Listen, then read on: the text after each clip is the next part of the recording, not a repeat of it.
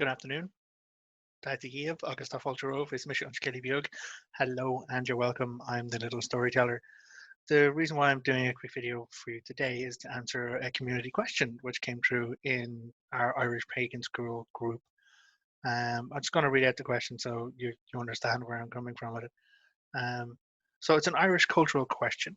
Everywhere I read, listen, and even when I think about current issues and stories of the lore, it's as if the people in the north of the island are a different culture, almost as if they aren't Irish. Here are the points that have led me down this rabbit hole. In a Tain, it seems as if the phrase "men of Erin" applies to Medb's people, not the Ulstermen. I understand Erin to be Ireland. Northern Ireland is currently considered to be part of the UK, while the rest of the island is a completely sovereign nation. Then there's then there was the nationalist and unionist conflicts, of which an extremely limited and probably one-sided news coverage was available to me here in the US. So, have the people of the island always been divided culturally and engaging in conflict? What is the general feeling of the possibility of uniting the whole island? Am I way off in what I'm picking up and putting together of what I'm picking up on and putting together puzzle pieces that don't fit? Um, so it's a really good question, and it's one of cultural sensitivity.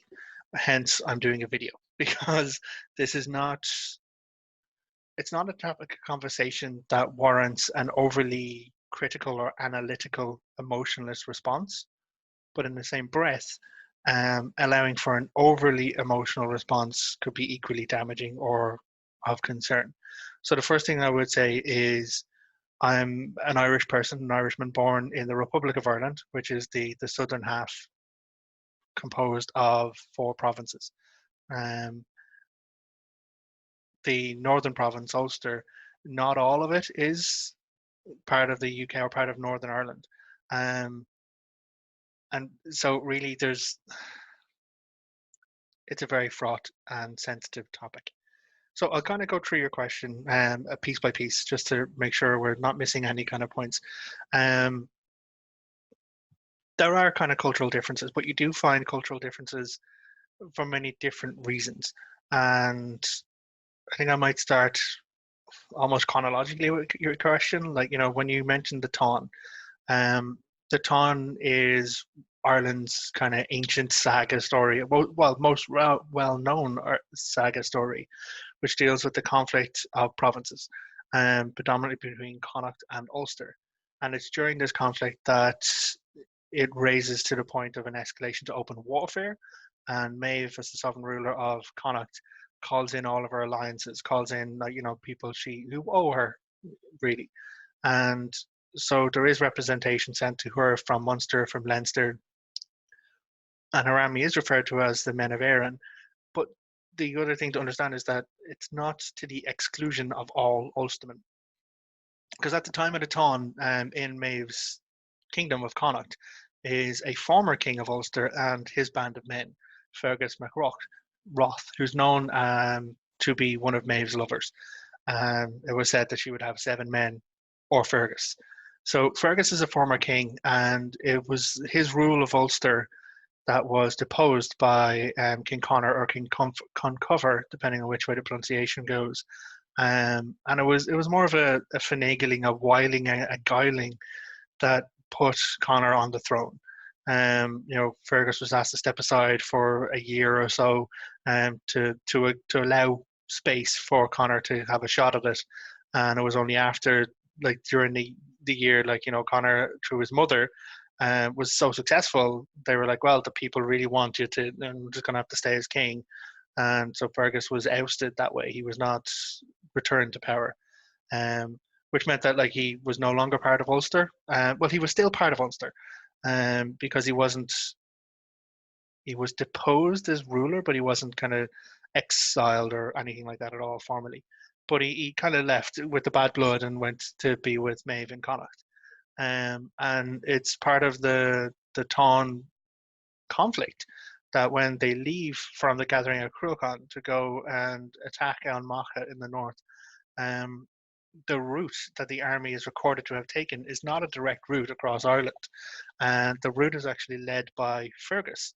So Fergus, in his communication with Maeve, tells her the best way to come and attack the north of the island, to attack Ulster, would be to move eastward across, collecting other forces along the way, and to kind of come at it from the south, from Leinster, up into the fords. At the same time, though, because Fergus still has feelings for his home province of Ulster, he sends warriors by a quicker, shorter route to give warning.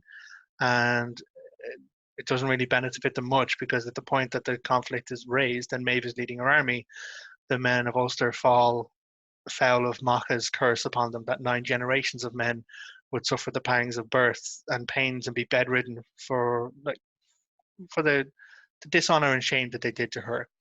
Um, so when we're looking at that kind of the Tain, it is only one story. It's one kind of the most well-known epic story that kind of fits, of course, but it is only one element of the whole form. And again, this men of Erin within it, it's not to the exclusion of Ulstermen, so it's not separated in that way. Um, Next, we move on to probably a bit more of Ireland's more modern history. We're dealing with the like I probably could kind of go into. I'm not going to speak as a purely historical position on this. I'm going to speak from my education, as I grew up and was educated in the Republic, about what happened to my island and my country. I can give you links. There'll be links down in the description to kind of connect you to other resources to support it. But what really occurred was the rise of the British Empire. And of course, us being the next nearest neighbor, we're fairly quick on the invasion and conquest. Um, but it goes very far back.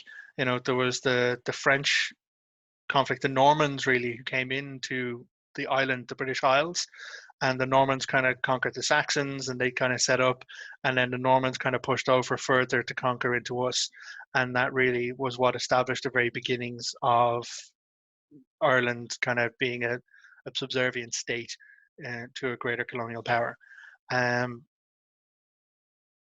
so with the Norman invasion, the existing structure of Irish society was eradicated to a lot of degrees. There was a lot of still kind of earls, dukes, kind of chieftains, like the method of chieftains had carried on, and trying to tribal understanding, the tribal kind of regions, as well as provincial conflicts. So Ireland has always had its element of conflicts. You could make the argument that it still kind of happens at the county and provincial level if you're looking at the GA or the Gaelic football or the hurling. So some of our tribal conflict spirit maybe has moved into the sporting, which we still play, and the passion that is shown for that. But Ireland was always a group of disparate gatherings of kingdoms and various chiefs who kind of owed allegiance for a feudal system early on. The Norman invasion kind of restructured a lot of that, but kind of some landowners were left in possession of their lands as long as they swore servience to the rulers over on the British Isles and England and such. With the establishment of power further on there, Ireland became less of its own identity and more of pretty much an occupied and colonized country. Once we moved into a period of Irish history known as the plantations, um, landholders and nobles and kind of people within the UK and with England were just given land in Ireland, and told to plant them. So Ireland has always been a very agriculturally abundant country in the past, and there was vast amount of crops and of all kinds kind of grown here. So the myth of the Irish potato being the only thing grown here is a fallacy, but it does lead us into the 1850s, where we have one of the biggest travesties to befall Ireland, which was the famine, the Great Famine. Now there was a previous famine in the 1700s as well, so we've had circumstances before where the bounty of Ireland, like the crops, the grains, and everything, were being taken by these plantations to English landholders, who may not have even come onto the island. There's records that everything was managed by kind of rent and leases and subtenants and subleasing. So these landlords would just get their stipend at the end of it, and they just get paid, whereas people on the land would run the land, and then whatever way the landlord received their money, they didn't really care what was done on the land. So you ended up with this horrible circumstance where someone would lease the land, and then they would sublease the land and sublet the land all the way further down, segmenting down to, like, hectares would be broken down into acres, acres would be broken down into smaller allotments, right the way down to, here is an Irish farmer on this very small stretch of land. And there's not financial, it's not a financial arrangement. The transaction is that you grow X amount of crops on your land, that segment of land, and then your crop is what you hand up. That is how you pay your tenancy, that's how you pay your rent, or by selling your crop. And then you'd have maybe an acre, most of that you farm there and grow, backbreaking heavy labor, has to be given to be sold, to be then pay for your rent, to pay for your costs, all of which ends up in the pocket of an English landlord. And the potato was the only kind of, because potatoes aren't native to Ireland, they were introduced as a superfood, because eating a potato really covers a lot of your baseline vitamins and minerals. So it's very healthy, and a body can sustain on that. So there was one particular strain of potato that was grown, it was introduced, and it was the hardy kind of working man's food. And so farmers, that was the only thing you really could keep going viably. And then this particular strain of famine came, well, the blight, a potato blight struck Ireland, which attacked this one particular strain of potato, and that was the only strain of potato that had been introduced, which caused mass starvation. As I said, it wasn't the first time there'd been a famine. But the difference between the 1850s famine and the previous famines, the reason why it's called the Great Famine, is at the same time over in England, under the rule of Great Britain, they were adopting a laissez-faire economy structure, in that, like, it's let the economy sort itself out. So let supply and demand dictate the price, with no kind of price fixing, no intervention from government and anything else like that. So suddenly demand for food went all the way up. Demand for bread and grain, because people are starving in Ireland, which means that the price is going to go up because the demand is higher. And so people just started charging higher prices for these goods, prices that couldn't be fulfilled.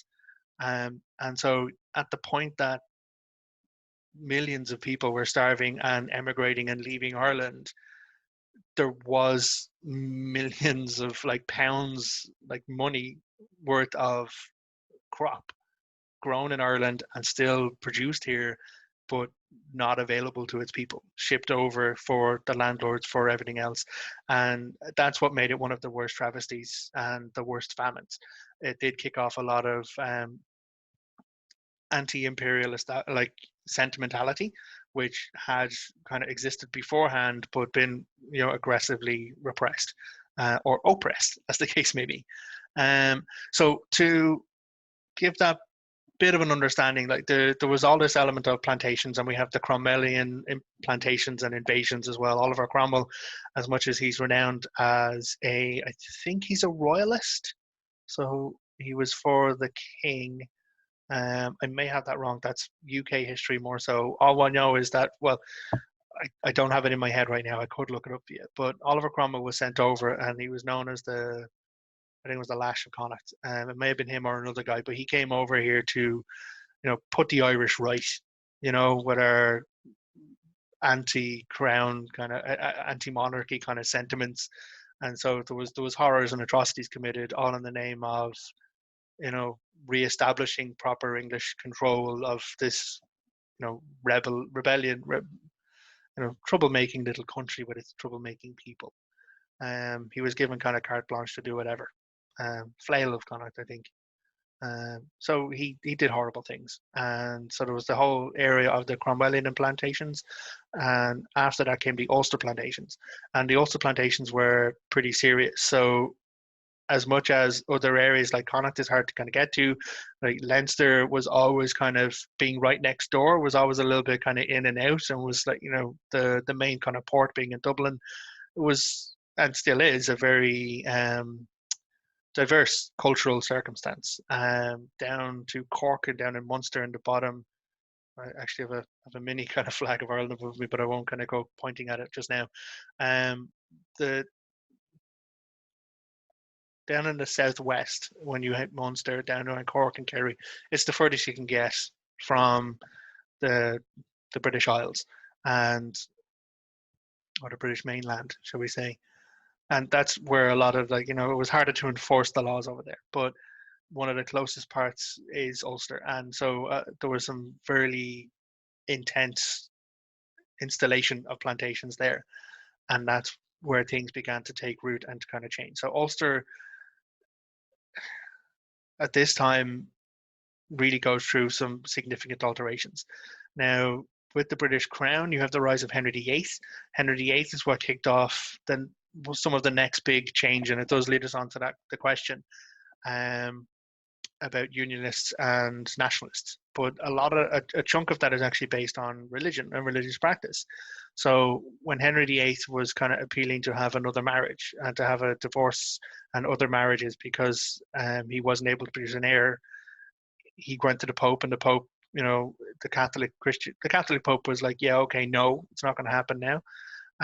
So at that point, Henry, again, I don't want to be misremembering, but this is my understanding of the history. He protested against those circumstances, as well as a number of other circumstances from the Catholic Church, and that led to the segmentation of Christianity down into Catholicism and Protestantism. So, at this point, the head of the Protestant Church is the monarch. So you then had this new religious movement, this new religion established throughout the British Empire. And again, it was harshly enforced in Ireland.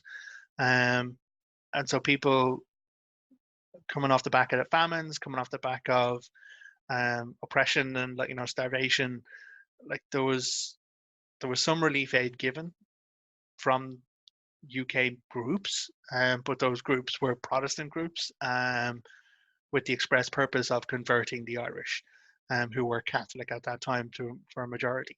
So you then had people told that they had to give up their nationality. Like I'm an O'Sullivan, and this means that my ancestors held on to the O, which is in from the Irish means like son of.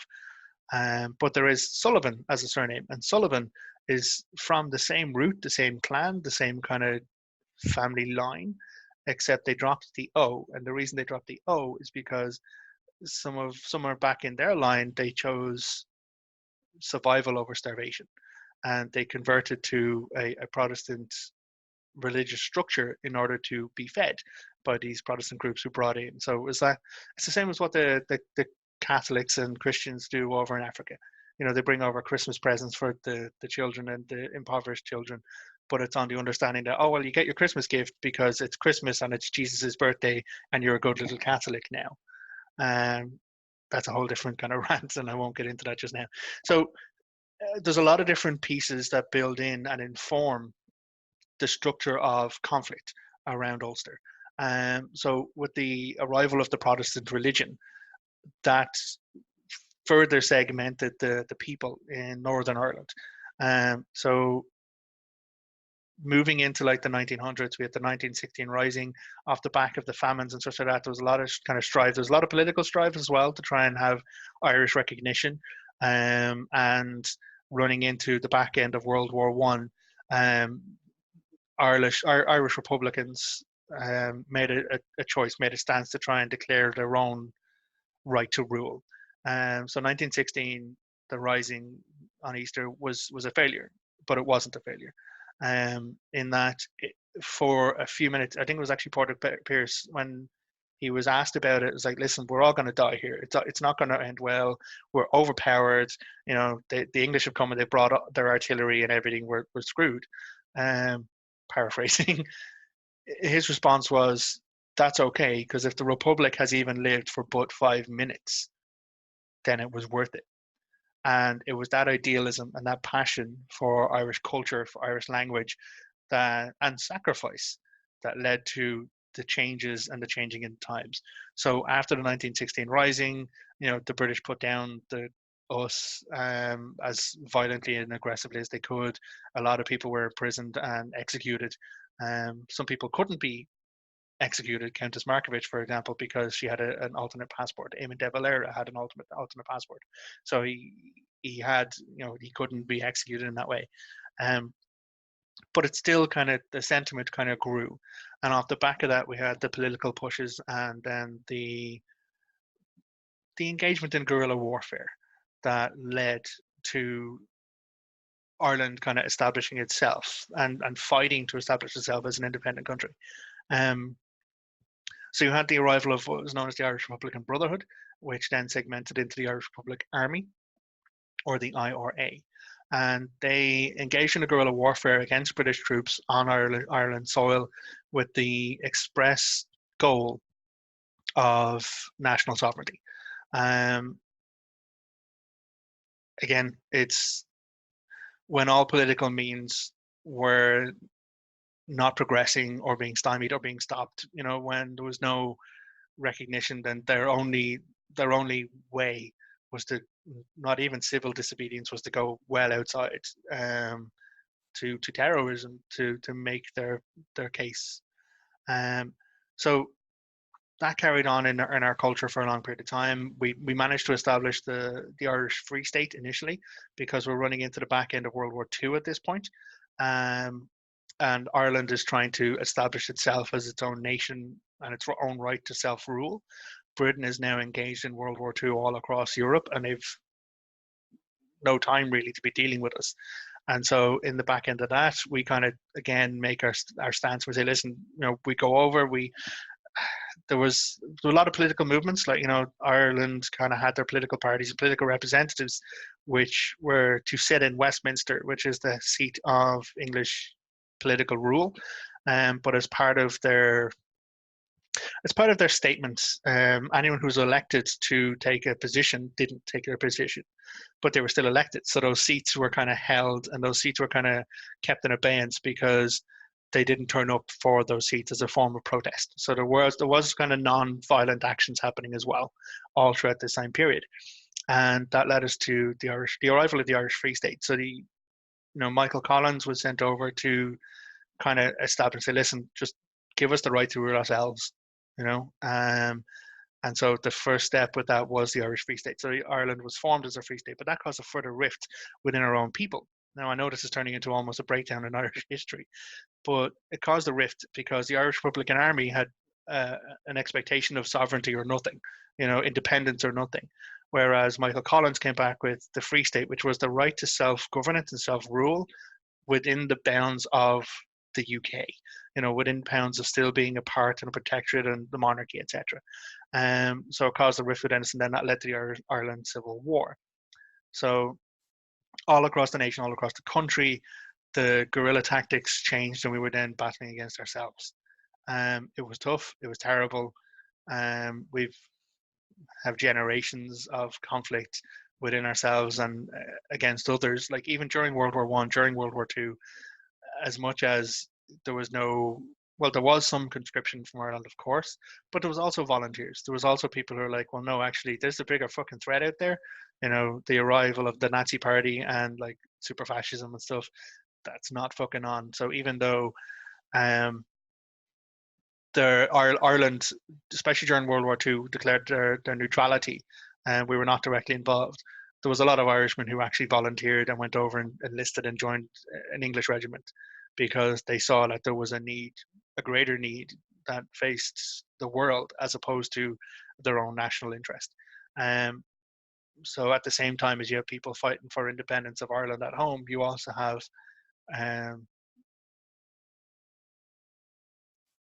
the Irish people stepping outside of their own island, taking the bigger perspective.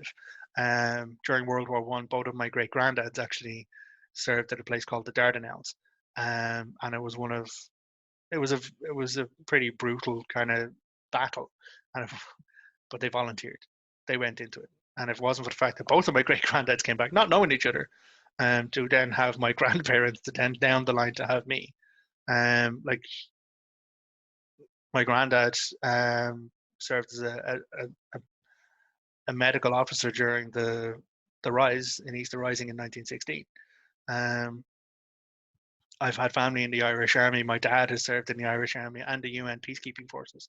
So there's a long kind of history of combat to a certain degree and fighting And it's in a way,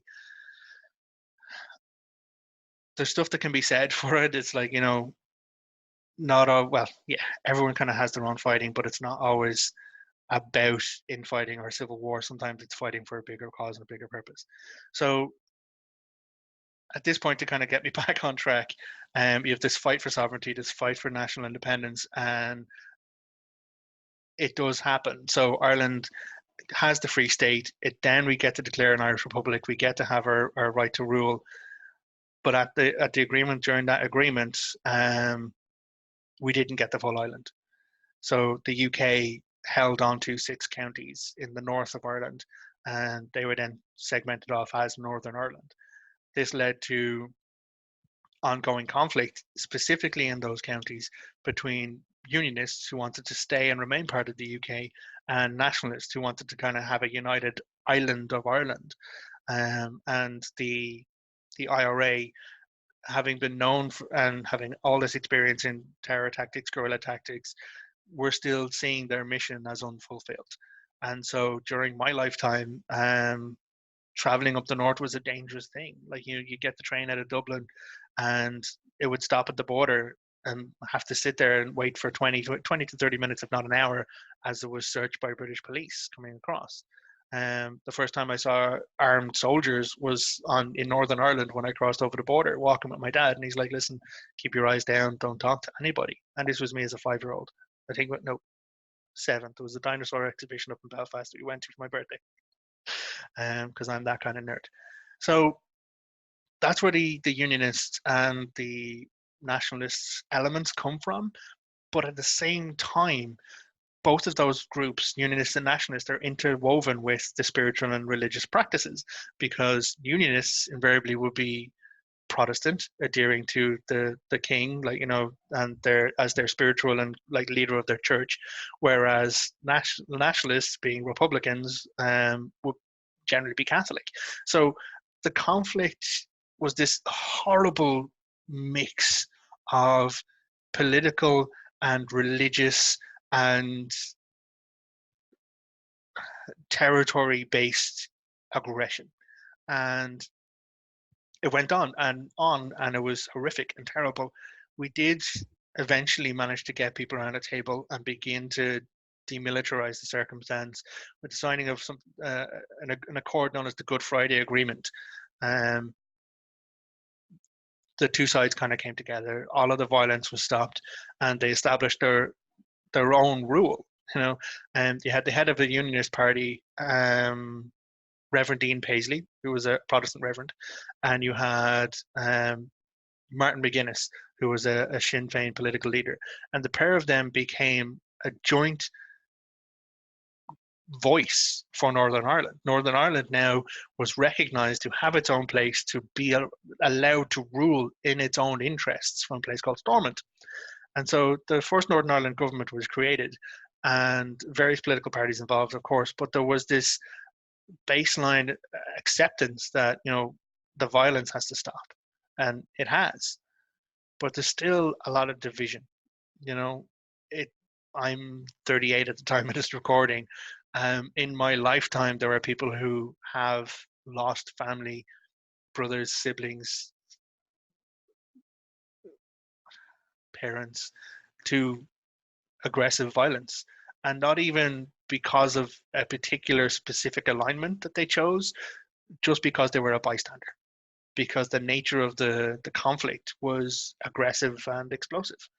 Um, so a lot of that kind of stuff has informed the society of Northern Ireland and informs the culture, to bring it back to this understanding of culture.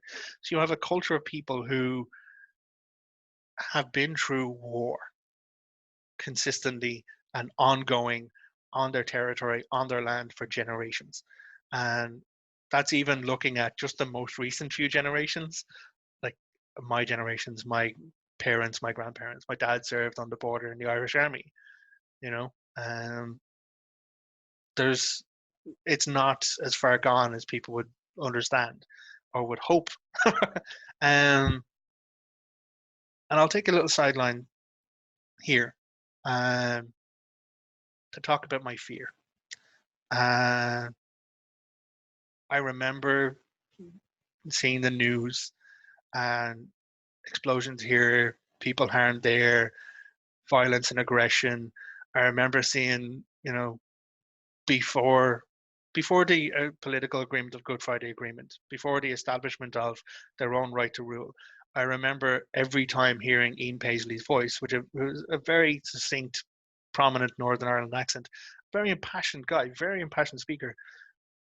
But that made me afraid because he's this charismatic, powerful person who's passionate about their position, but their position is talking about everything that's not me, that I'm the enemy, I'm the bad guy.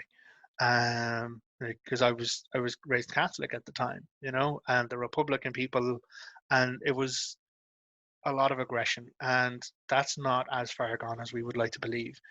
Now, with the rise of Brexit and this culture and shift and this language around separating instead of unifying, pulling apart instead of coming together, othering people, but like who are people. They're other human beings. They come from a different place, but they're still human beings. Just because they're slightly different, they speak different, they have a different cultural upbringing, they have a different ethnicity, a different shade or color to their skin or tones. Like all of this fear and fear mongering by people in certain positions of power to establish themselves or to continue to establish themselves in power is very linked to me with explosions, people dying, news reports of deaths, and violence on my island. I We have already suffered the first casualties of this rise. A journalist, geez, I can't remember her name. Um, she was shot, and like she was a political journalist who was trying to make a stance against all of this, and she was killed. There has been scares. There's been a resurgence in this kind of are we on a countdown to the next explosion that's going to be all over the news, that's going to tip the entire like province, those 6 counties, back into open warfare again. And a lot of people are trying to hold on, be calm, be patient, fight the fear, and speak as honestly as they can. The support of Europe and the European kind of Parliament acknowledging the impact of a hard border on our island and pushing the UK to make other arrangements, to make other decisions, has been fantastic. Um, but we're not ourselves as yet. Um, so I'll get back to the question now. After addressing that fear, my fear is that if the road of othering people, of choosing to view the differences instead of the similarities continues, then given the very short time frame from when we were last killing each other on this island in those counties, it's entirely possible we'd be looking at that coming around sooner rather than later. So I have that fear. Um, but there's also hope. And this kind of goes back to the question, what is the general feeling of the possibility of uniting the whole island? I think it would be amazing. I honestly think it would be amazing. Um, and not out of any nationalist agenda or Republican agenda, um, just because it would allow for putting stuff to bed, ending, like putting a final position, a final kind of end to conflict and harm and this ongoing blood hurt, that exists within our people. Um, the government installment is closed. It's in abeyance because the one of the main political parties in the Northern Ireland has been used or has chosen to ally themselves with the Westminster Parliament specifically for power, in that like the Tory government over there not being able to secure enough seats under Theresa May, the previous Prime Minister, you know, formed a coalition with the DUP, that's an Ulster Unionist Party, um, and at that point that party put the actual rule of Northern Ireland behind the rule of Westminster. So instead of actually having the the Parliament in Stormont sitting and looking after Northern Ireland, they closed it and they moved everything over to Westminster to be ruled from the seat of power within the UK. Um, it's difficult, but even in during this happening, um, the people of Northern Ireland have been doing amazing things, fantastic of our island, because the Republic is supporting a lot of movements in the northern part, northern province, northern counties, and very recently we had the Stormont was reopened for one particular vote, and it was the vote for marriage equality up north, the vote for marriage equality in Northern Ireland. After having it in the Republic and all the campaigning and all the pushing, a lot of people down here don't see much of a difference up there beyond, you know, there's a different currency, there may be a different religion, you know, we've been through a lot of shit together, but surely, irrespective of that, there's a right to marriage equality. There's a right to free, safe, legal abortion. There's a right to, proper wage balances for women. There's the right to proper acknowledgement of protection for sex workers. All of these things, and the Republic hasn't got all these either. There's stuff we're still working on, but the push from here, on top of the already established programs up there in Northern Ireland, is absolutely amazing. And the government Stormont reopened for this one particular vote, and it passed. And there's now been kind of unions and marriages up there, and I am amazed and delighted and so exuberantly hopeful. The idea that during my lifetime, Ireland as an island could unify. The Republic and the North, form a coalition government, form some way to kind of keep our best interests together, and to be a bigger part of Europe, to as much as we can, a bigger part of the world. There's a lot of influence that Ireland has, and the descendants of Ireland all over the world, with the beating, battling heart of Irish people. As much as the famine destroyed a lot of us, it also spread a lot of us everywhere.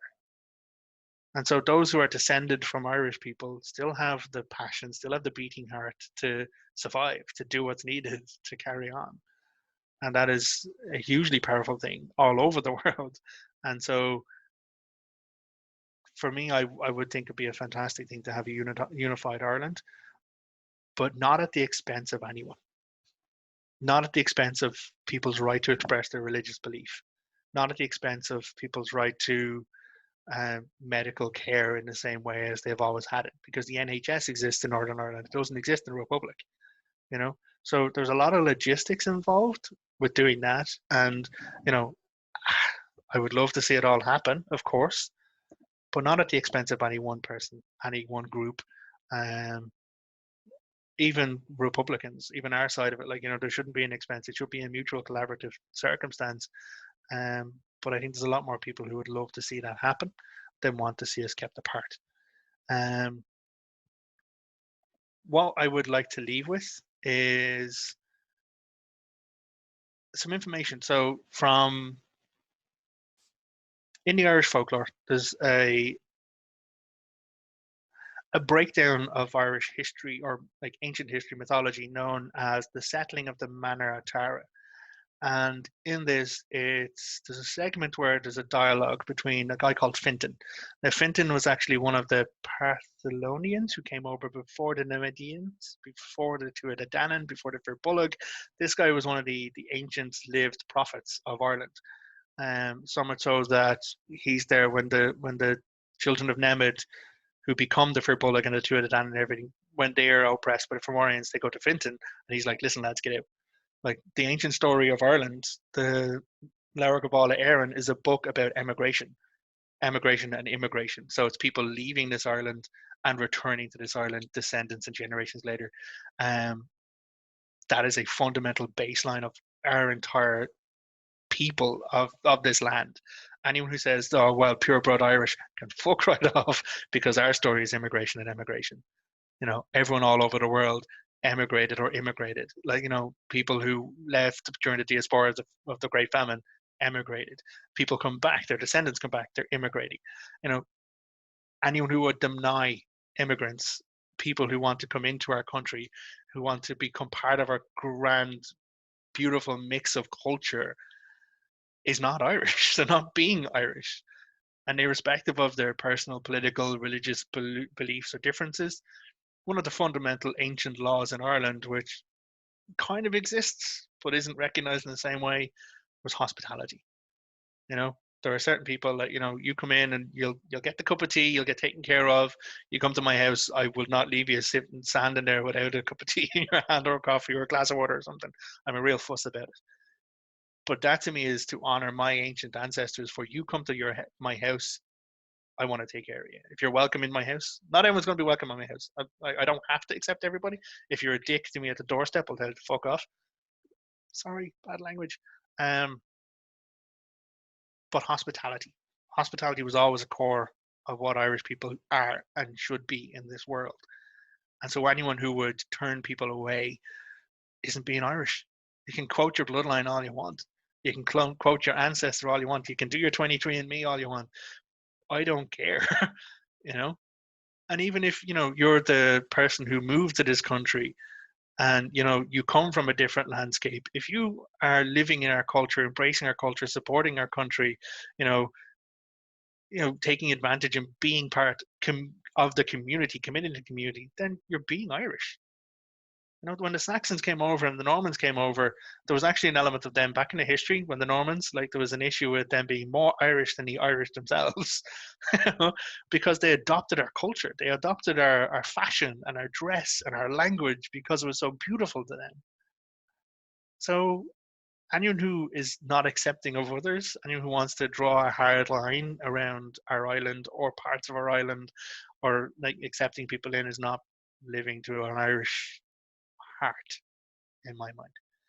So the settling of the Manor Tara, they talk to Fintan and they're like, okay, well, can you tell us what comes from where in Ireland? What are the values of Ireland and where does it all establish from? And Fintan's like, oh, well, that's not hard to say.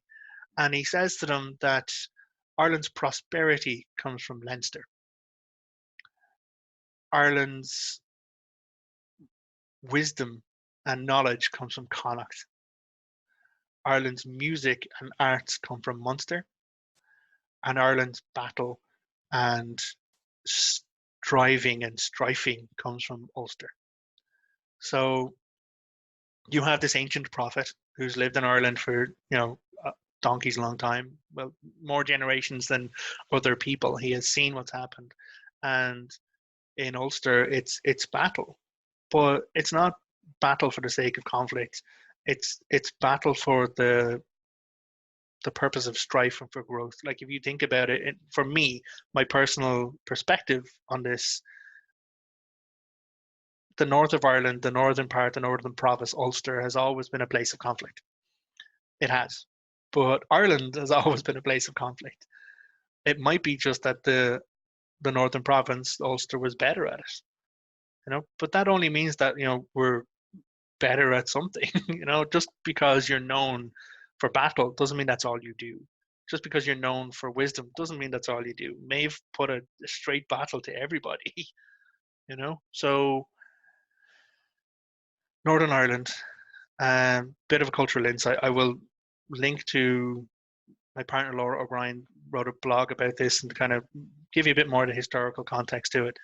But I think there's a lot more that unifies us than divides us. And if people can accept the lesson of the pain, but choose not to repeat the mistake, then why couldn't Ireland be a unified island? Why could we not be the North and the Republic together for all of our mutual best interest? Thank you very much for your time. Hope that was an insight. Like I said, some sensitive topics here, not something that could be dealt with purely analytically, but also not overly emotionally. If you have any interest or any kind of comments, please throw them below. If you would like to reach out and contact me, I am dagdabart.com, Patreon/Dagda, and Scaly Bjug on Facebook. Gurv Magat, August Longafol. Thank you very much, and goodbye.